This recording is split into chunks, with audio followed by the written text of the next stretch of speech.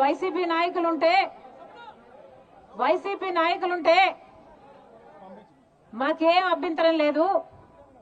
కానీ ఈరోజు మీరు గొడవకు దిగుతున్నారు అంటే దానికి ఏమిటి అర్థం అంటే వైసీపీ ఓడిపోతుంది అన్న భయం మీకుంది కాబట్టి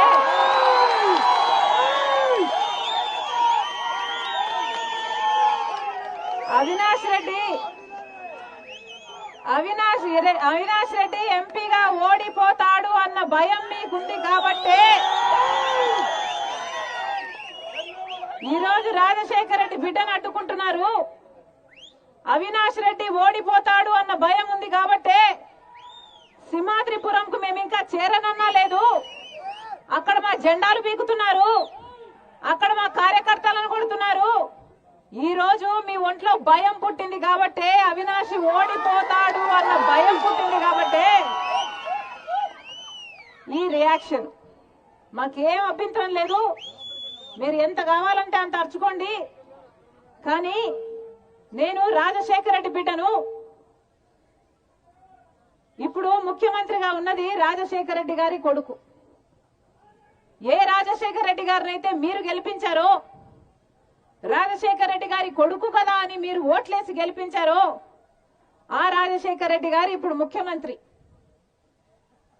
రాజశేఖర రెడ్డి గారి కొడుకు జగనన్నగా ముఖ్యమంత్రి కానంత వరకు నేను రాజశేఖర రెడ్డి బిడ్డను ఎంతనైతే జగన్మోహన్ రెడ్డికి కూడా చెల్లిని కాదు బిడ్డను. కానీ జగనన్న ఏ రోజైతే ముఖ్యమంత్రి జగన్మోహన్ రెడ్డి గారు అయ్యారో నాకు ముఖ్యమంత్రి జగన్మోహన్ రెడ్డి గారికి పరిచయం లేదు.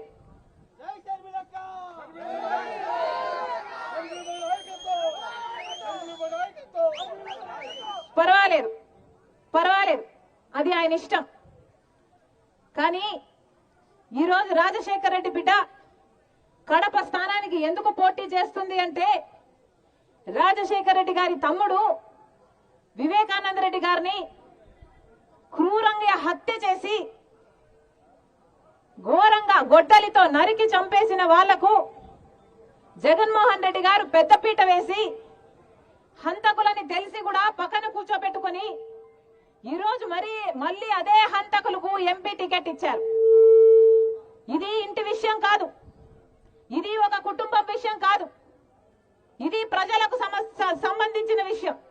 ఒక ప్రజానాయకుడు రాజశేఖర రెడ్డి గారైనా వివేకానంద రెడ్డి గారైనా